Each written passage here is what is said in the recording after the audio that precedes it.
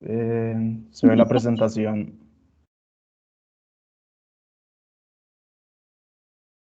Sí, Ok. Este, bueno, buenas noches, compañeros, licenciado. Mi nombre es Manuel Alejandro Sevilla y yo les voy a hablar sobre lo que son los detectores para experimentos de dispersión resonante nuclear. Como tabla de contenidos, tengo lo que es la introducción, un pequeño resumen histórico sobre los detectores en el NRS, la sincronización eléctrica, consideraciones generales para los detectores NRS y el énfasis que toma el artículo del cual me guié, que son los fotodiodos de avalancha, conocidos como APD. En esta sección se toma en cuenta lo que es la forma de la señal APD, APD de borde biselado y APD de alcance. Como introducción, tenemos que los detectores y su sincronización asociada han sido una parte crucial de los experimentos de dispersión resonante nuclear, que a esta se le conoce como NRS por sus siglas en inglés, que significan Nuclear Resonance Scattering. Bueno, y en los primeros trabajos se utilizaban detectores lentos de diodo de germanio. Ya hoy en día los detectores se han vuelto más flexibles y especializados. Además, un mayor rango de experimentos se pueden realizar, pero es importante escoger el detector apropiado para la aplicación en particular a la cual se vaya a utilizar. Y en este artículo se hace una introducción a lo que son los detectores NRS en mediciones, con un énfasis en los detectores comúnmente más utilizados, que estos vienen siendo los detectores de avalancha, conocidos como APD por sus siglas en inglés, que significa Avalanche Photodiodes. Luego tenemos lo que es un resumen histórico sobre los detectores en el NRS. Al principio se utilizaban detectores de germanio y estos fueron ampliamente superados por los detectores de coincidencia de centello plástico. El uso de estos detectores de centello plástico mejoraba lo que era la resolución del tiempo, pero la salida de luz relativamente baja significaba que la señal no estaba por arriba de un electrón emitido térmicamente del cátodo o los diodos.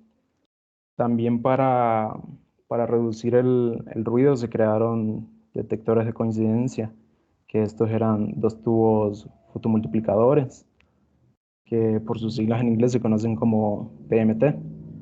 Estos miraban la misma pieza de plástico y los eventos eran registrados solo cuando la salida de ambos PMT excedía algún umbral simultáneamente. Estos detectores de coincidencia fueron el estándar durante varios años y otorgaban un tiempo de resolución de entre 1 a 2 nanosegundos. También otorgaban una tasa de ruido de 0.2 a 3 hercios y una eficiencia de 35% para rayos X de 14.4 kiloelectronvoltio. Uno de los inconvenientes de estos era que respondían pobremente a tasas de recuento muy altas. Ya luego el siguiente avance en el desarrollo de los detectores fue el uso de silicio en los fotodiodos de avalancha, conocidos como APD. Lo que hacían estos era que convertían los rayos X incidentes en pares EH, eh, que se les conoce como electron hole pair, y que esta es una unidad de generación y recombinación en semiconductores inorgánicos. Lo que hacían era que estos otorgaban una amplificación interna y estos fueron los primeros que se utilizaron en los experimentos de dispersión nuclear. Ya ahora los detectores APD son el estándar en la mayoría de estos experimentos. Ya, y la mayor mejora de los detectores APD en comparación con los detectores de plástico es que tienen una mejor respuesta a altas tasas de conteo y un menor ruido por debajo de los 0.5 hercios. Y además estos eran más pequeños.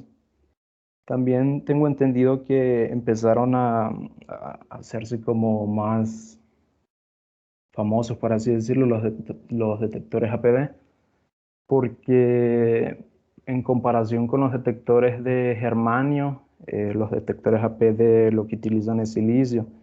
Y pues este es un elemento de mayor abundancia en la Tierra, mientras que el germanio eh, como que costaba más encontrarlo. Y también otro de los inconvenientes era que el germanio tiende a ser tóxico, mientras que el silicio, por así decirlo, es algo neutro que no va a afectar a nada. Ya después tenemos lo que es la sincronización eléctrica, que aquí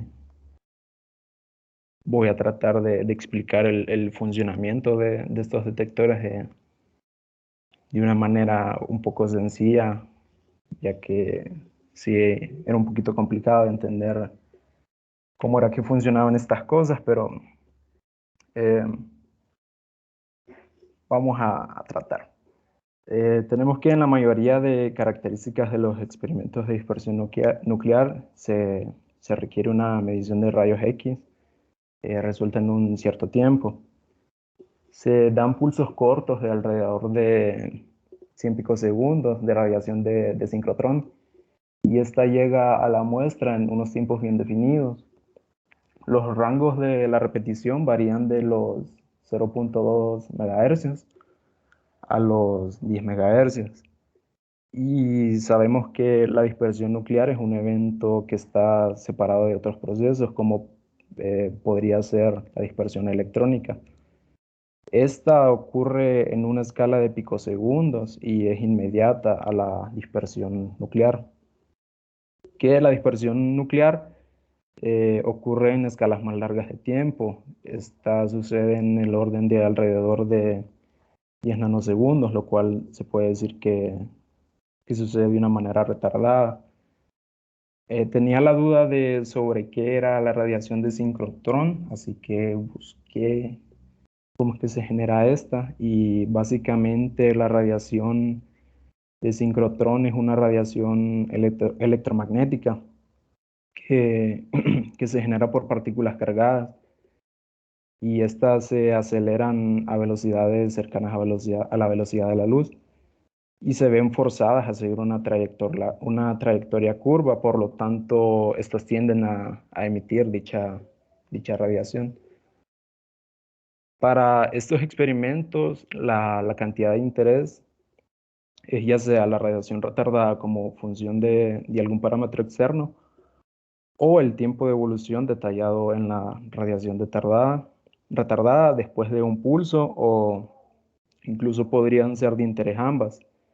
En la mayoría de experimentos, la cantidad de dispersión nuclear es mucho menor a la dispersión electrónica.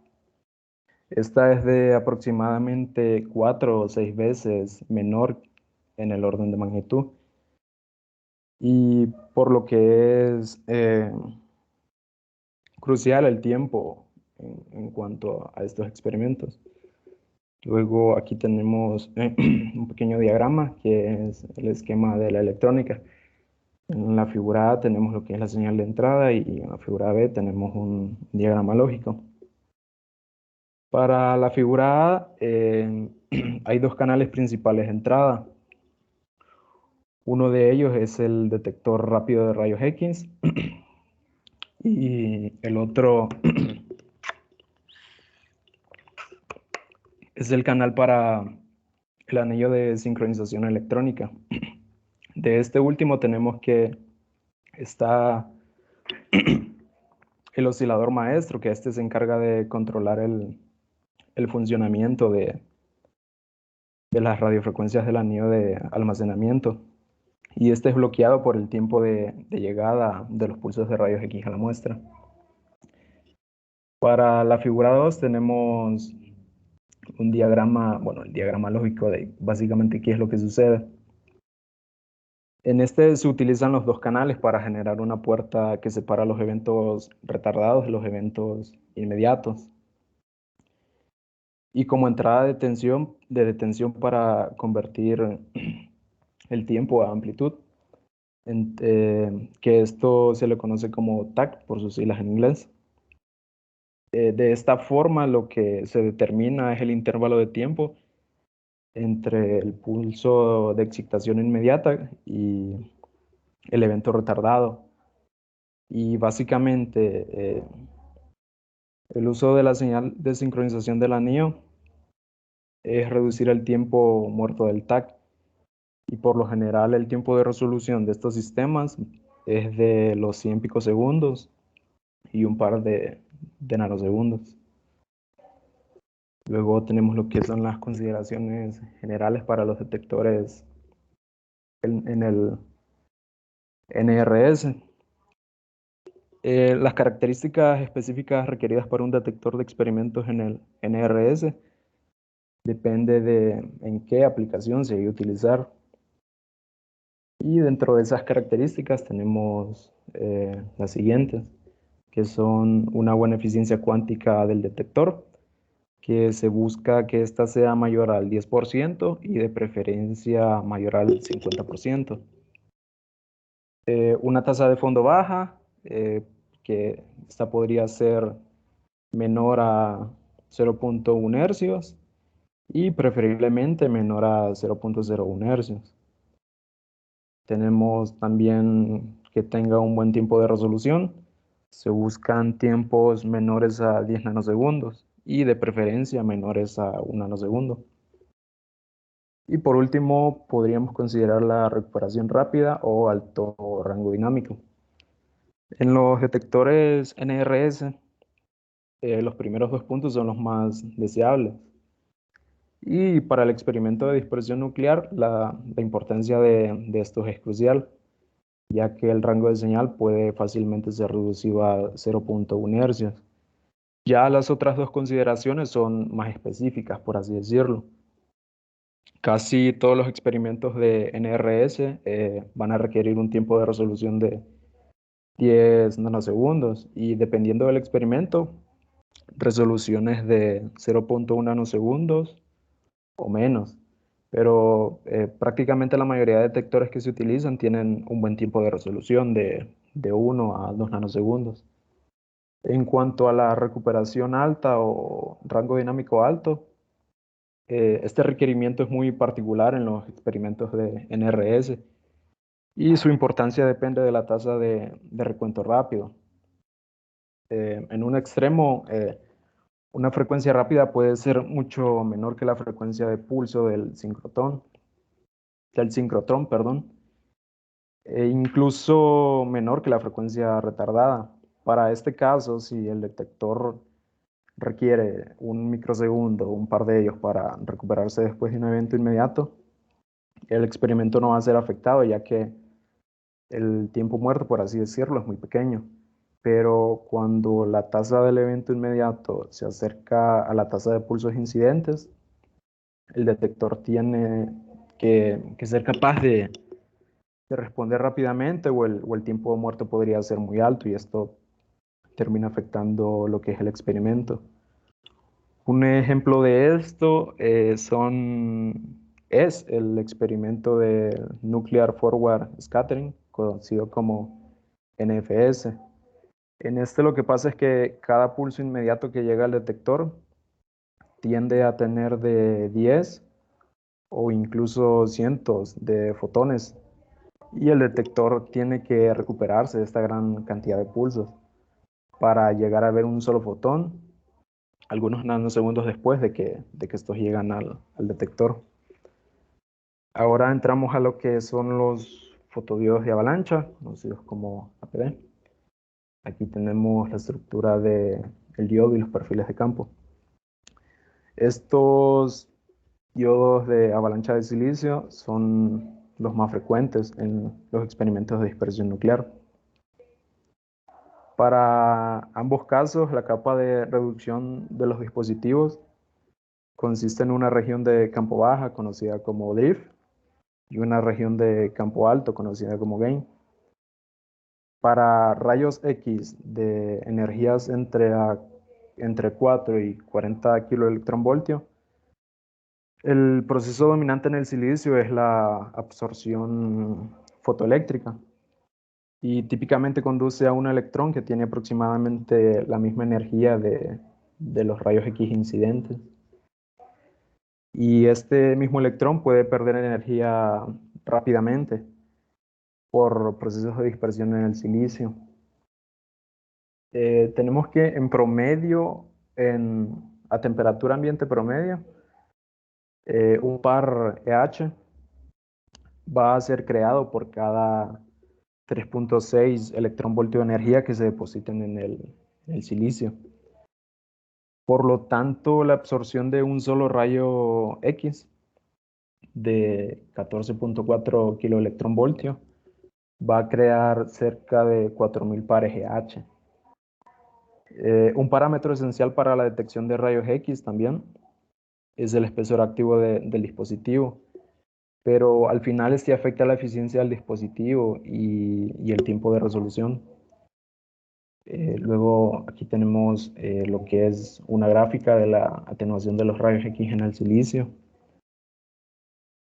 Y tenemos, a ver, sigo un poco de eso, que cuando un rayo X tiende a tener energías por arriba de los 10 kiloelectronvoltios, siempre se va a buscar un espesor de 100 micrómetros para que este nos dé una eficiencia razonable. Lo que pasa es que el rayo X tiende a penetrar uniformemente el espesor activo del silicio y el tiempo de resolución generalmente no es mejor que el espesor activo sobre la velocidad deriva, lo cual significa que es típicamente un intercambio, por así decirlo, entre la eficiencia del dispositivo y el tiempo de resolución. Digamos, por ejemplo, un dispositivo que tenga un espesor de 100 micrómetros generalmente no va a tener un mejor tiempo de resolución de un nanosegundo. Entonces, en cuanto a esa consideración, no va a afectar mucho en cuanto a lo que vienen siendo los tiempos. Eh, Ahora vamos con la forma de la señal APD. Y estas señales tienden a ser amplificadas por un amplificador de voltaje de banda ancha. Los APD con menor capacidad tienen una señal más rápida. Por menor capacidad se entiende que estos son de una menor área o una región de agotamiento más gruesa. Más exactamente, si se considera un APD como un dispositivo de placa paralela con un campo constante, podemos encontrar que para el tiempo de subida de la señal, este se va a regir por el detalle del transporte de la carga dentro del dispositivo. Mientras que para el tiempo de caída no va a ser mejor que el tiempo RC constante de la capacitancia del diodo y la impedancia de entrada del amplificador. La forma de la señal de salida del diodo es de importancia para las puertas de eventos inmediatos, ya que si el ancho de la señal del voltaje es de 5 nanosegundos, uno no puede descartar correctamente dos eventos sucesivos de fotones únicos, separados por tiempos menores a este. Y cuando la tasa de inmediatez llega a ser muy alta, surge la incógnita de, digamos, dado un pulso de 10 o más fotones, ¿qué tanto le va a tomar a un detector recuperarse para detectar solo uno de estos fotones? Aquí tenemos lo que son las formas de las señales de los detectores APD. Tenemos varios tipos y acá lo que podemos ver es que la línea gruesa, perdón, es la respuesta promedio en cada caso. La línea delgada es el evento de un fotón único y la línea punteada es la que indica la aproximación de ruido de umbral. Eh, ya de lo último de la sección de lo que son los fotodiodos de APD, tenemos los APD de borde biselado y los APD de alcance. Los APD de borde biselados tienen relativamente altos incrementos. Esto los hace convenientes para la detección de fotones con energías bajas. Pero el tiempo de resolución de estos dispositivos es menor que el ideal para un experimento de dispersión. Y luego para los APD de alcance, aquí lo que hacía el artículo era una comparación de los fabricantes. Y dentro de ellos tenemos a Hamamatsu Photonics, que en general los dispositivos de esta compañía tienden a tener un espesor activo pequeño, lo que los hace más rápidos, pero a la vez los hace menos eficientes.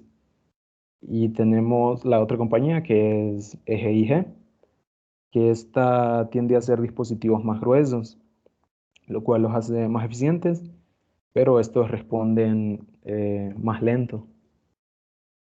Aquí lo que tenemos es una comparación gráfica de los distintos fabricantes. Acá tenemos API, RMD, los de Hamamatsu, los de EIG.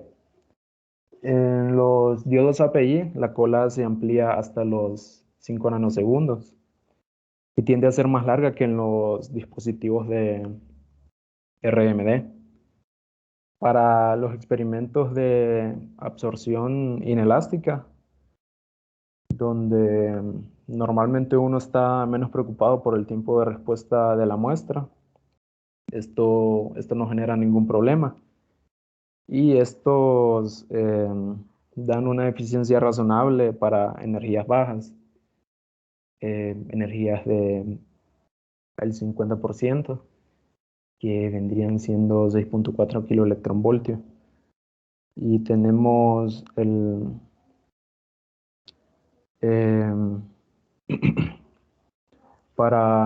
luego para estos de acá, tenemos que la cola puede ser reducida incrementando el umbral de discriminación, pero esto lo que termina haciendo es que reduce la eficiencia.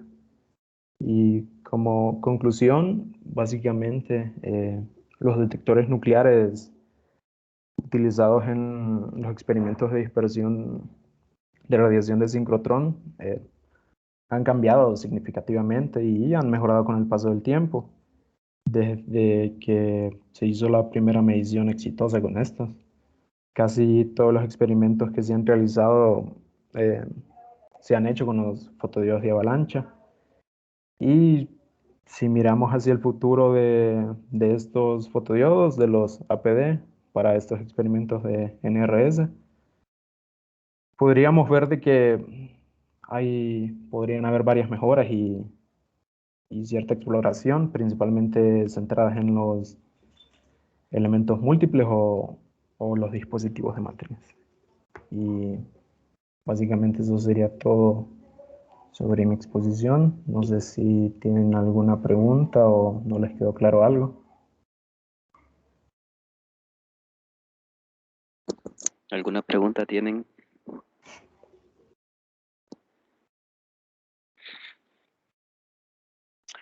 Manuel, no sé si fue que Ujú. yo no me percaté o no lo sé, pero ¿dónde definió el proceso de dispersión? ¿O Eh, si lo hizo?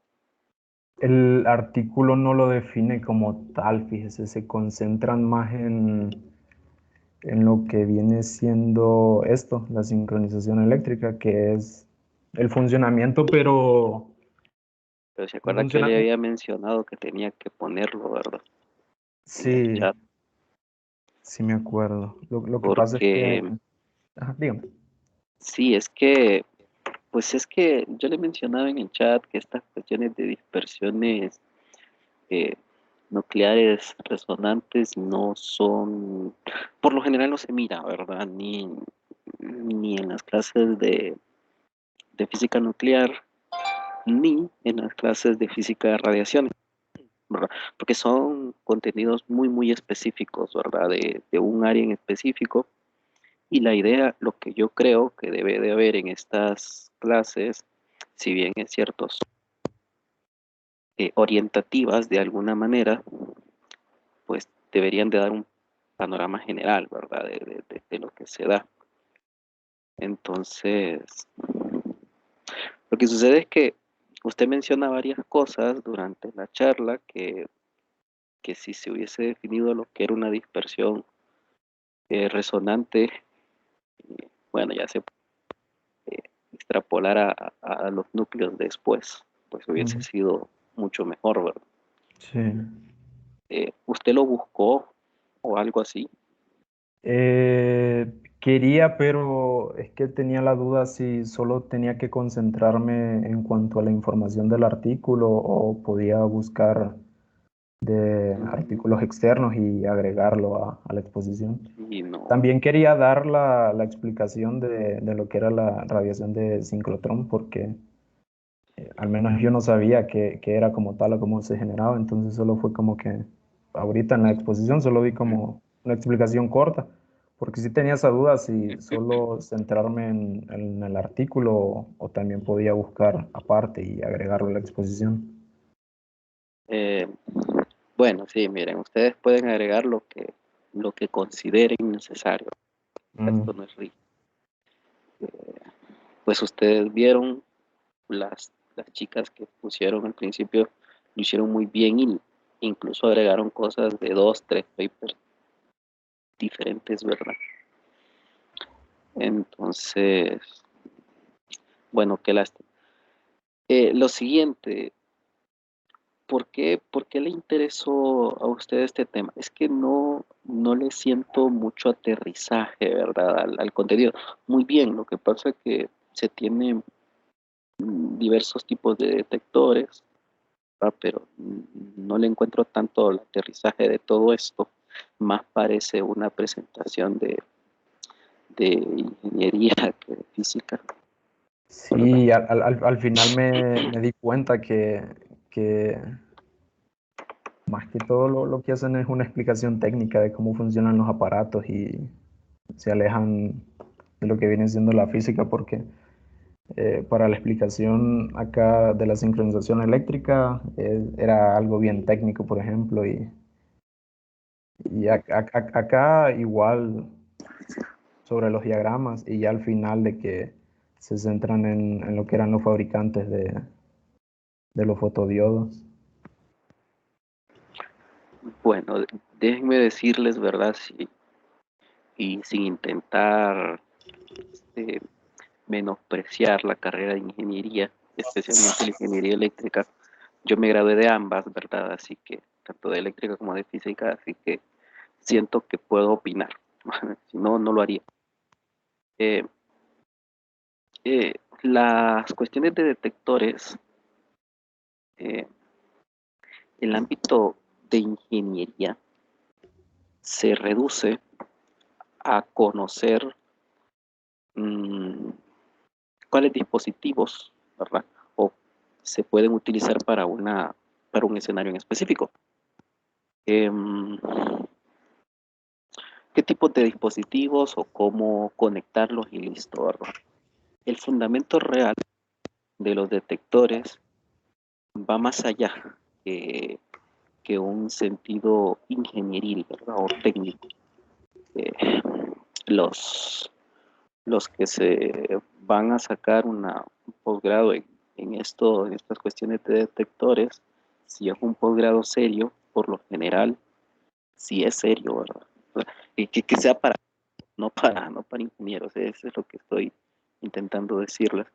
eh, pues van a resolver ecuaciones diferenciales acopladas por métodos numéricos, ¿verdad? Métodos como del tipo de elemento finito, ¿verdad? Las técnicas en elemento finito. Así que no es así nomás.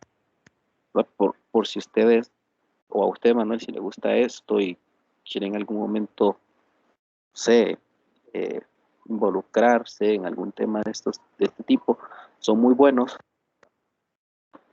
pero es matemática dura, porque tiene un impacto directo en todas las aplicaciones, en todas, absolutamente todas, las aplicaciones que conlleve a uso de partículas, de cualquier tipo de partículas, a cualquier tipo de energía. Eh, y bueno, le preguntaba esto porque pues me parece curioso, esto es otra cosa que no es común, ¿verdad? En los detectores, da la impresión, pues yo esperaba de dispersiones resonantes algo más, o no es común que se utilicen eh, detectores tan pequeños, como los mencionados en este artículo, y que utilicen tan bajas energías, ¿verdad? Como 12, 14 kiloelectronvolt. Eh, que no sé si el artículo dice por qué se centra en estas energías tan bajas, que a mi parecer, ¿verdad? Eh, no, un detector que, que me detecte pues, fotones de tan baja energía, no le encuentro la utilidad. No sé en qué podrían ser útiles.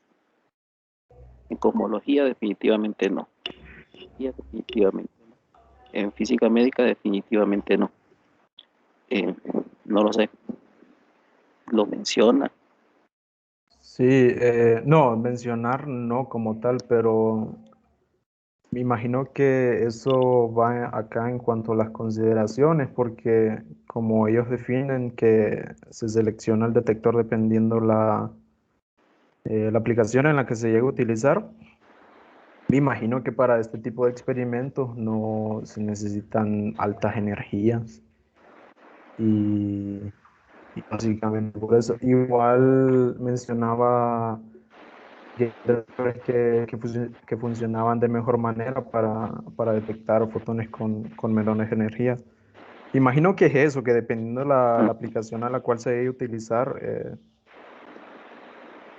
se debe de escoger el detector apropiado, porque como dice usted, eh, para física médica o cosmología, me imagino que se necesitan cosas más potentes y Y más...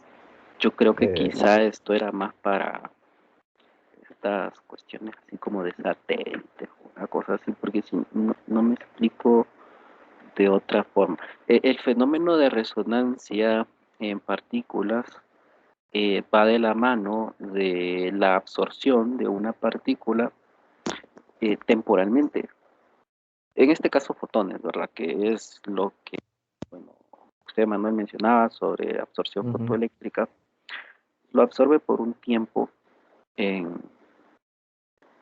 momentáneamente y luego emite otra partícula, puede ser la misma, o sea, puede ser del mismo tipo, bueno, no, pero la característica es una reemisión de una partícula con la misma energía. Bueno, entonces, eh, sí, yo creo que en ese escenario sí digo, no lo sé. Bueno, hablar de mayor energías, porque es que el efecto fotoeléctrico solo está a muy bajas energías, ¿verdad? No a tan altas. Mm. Bueno, Sí, habría como que ver también el trabaja caso. con rayos X, me imagino. También por eso se toma esa consideración, supongo. Sí, sí. Bueno, gracias, Manuel. Nada más. Ok. Bien, seguimos con Jonathan. Buenas, Buenas, Jonathan. voy a compartir aquí en la